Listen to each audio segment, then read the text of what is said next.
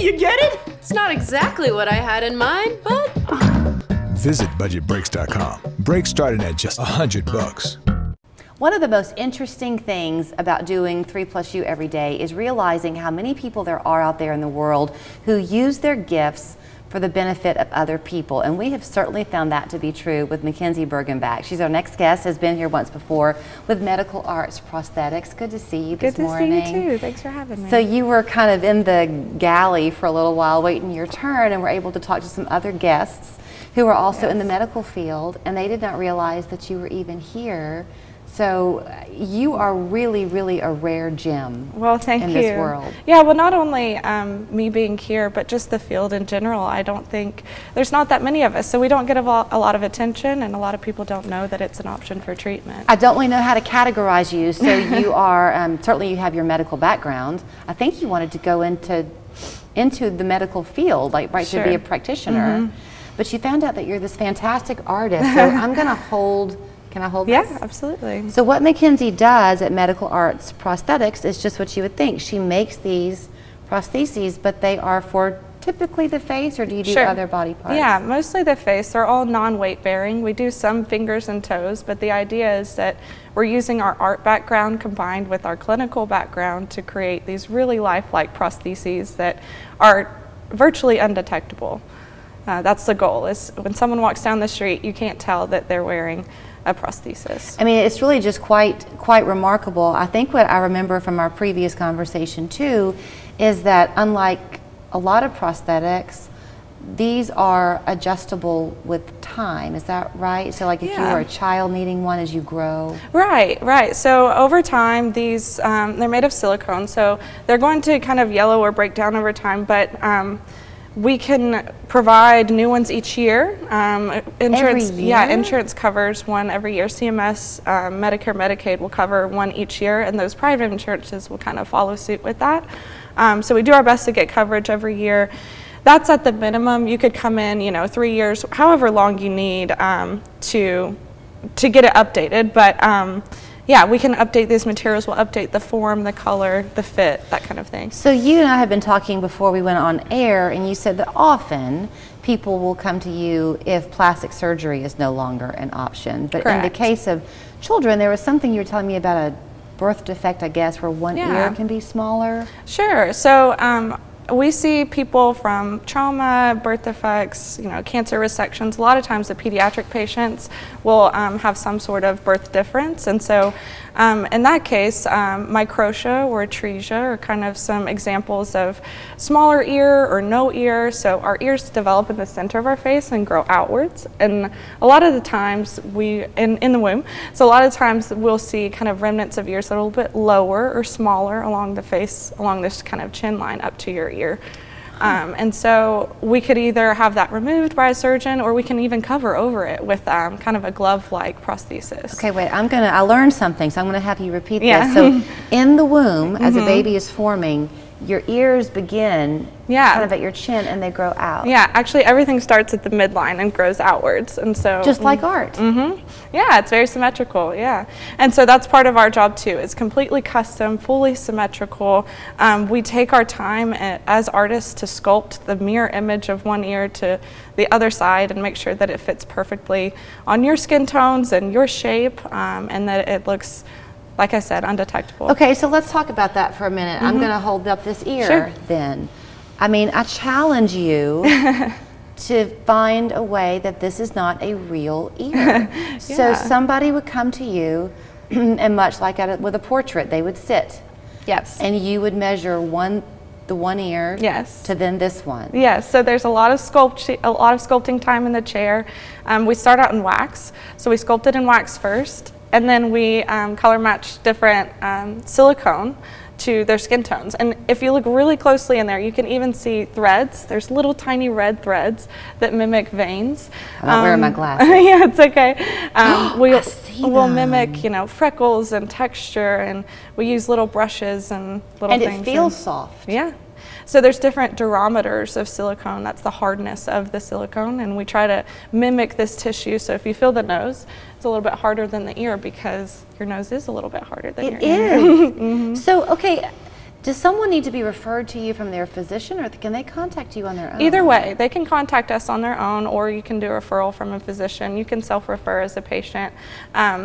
So, you know, the other thing is too, these are all examples of full prostheses. We can also do partial prostheses. So maybe you're missing the end of your nose, or maybe you're missing a portion of your ear. Maybe you've had cancer and you're a survivor of skin cancer and they've taken off a portion of your skin, and you still want something to be able to fill in the gaps. That's something we can do too. What's the timeline like though for this, McKenzie? It's about 4 visits. I see a lot of out-of-town patients because there's not that many of us. So if you're from out of town, we like to kind of set out a week at a time, so Monday through Friday. And they'll come in, just like you said, sitting for a portrait. It's a 3D portrait. They'll come in and sit and have chair time with me.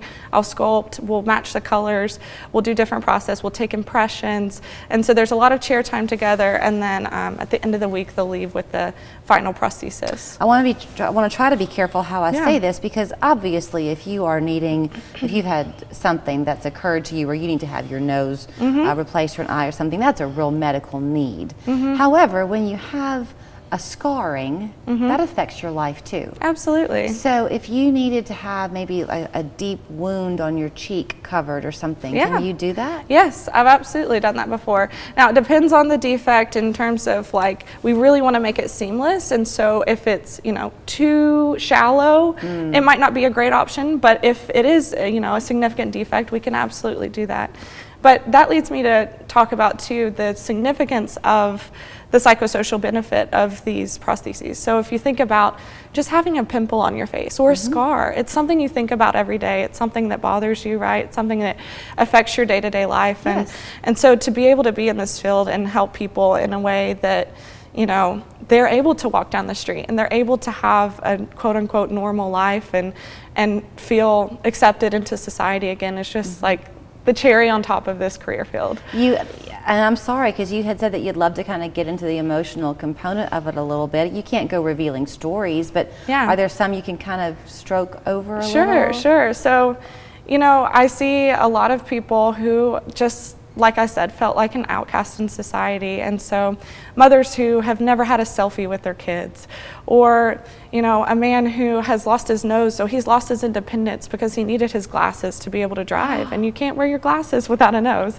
Or, you know, veterans who have had, you know, defects from war, from being in wartime, and that's something we don't think that's prevalent today, but I actually got a call this week to potentially go over to Ukraine to help people with facial prosthetics there. And so these people, you know, their day-to-day lives are certainly affected.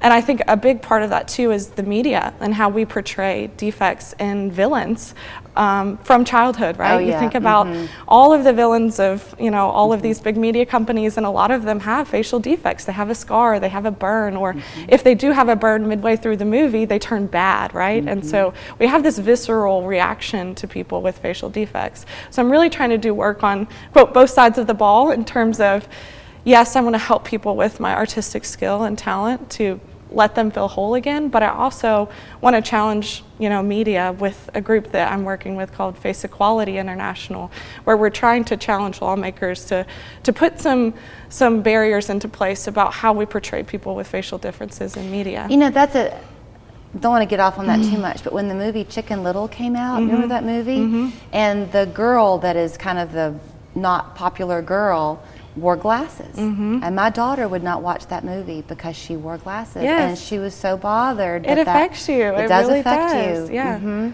it does. Yeah, there was a patient of mine that had, you know, was missing the end of her nose, and there's a character, I think on maybe like Wreck-It Ralph or something, and it's like Satan or Satan, like he was portraying Satan, but he didn't have the end of his nose, like you would picture like kind of a skeleton look. And she said her children started to kind of mimic that, and so it was one of those things where it does affect you more than you think that it does, and it's something that we really need to be mindful of in treating people fairly. You've come to me at a fitting time, I guess, in the way my week has gone, because I've had so many conversations and meeting some people this week with coworkers about the thrill of it and watching how we're all born with these gifts and talents, and if you'll just use them in the way that you're meant to, you get the blessing and other people do too, yeah. and I can see it in your eyes. Yeah, I talk about that a lot, of finding your secret sauce, kind of finding that special combination of skills and talents. No one has the talents that you have, no one has the talents that I have. And so if we can kind of understand those combinations of what we're interested in, like art and science, that's really where we can like kind of take off. Okay, before I'll show people how to get in touch with you, if there's somebody watching and they think, I want to help, I want to learn to do that, there aren't many of you. No, Could they there reach out aren't. and find out how to maybe pursue some Sure. training? I'd love to talk about that.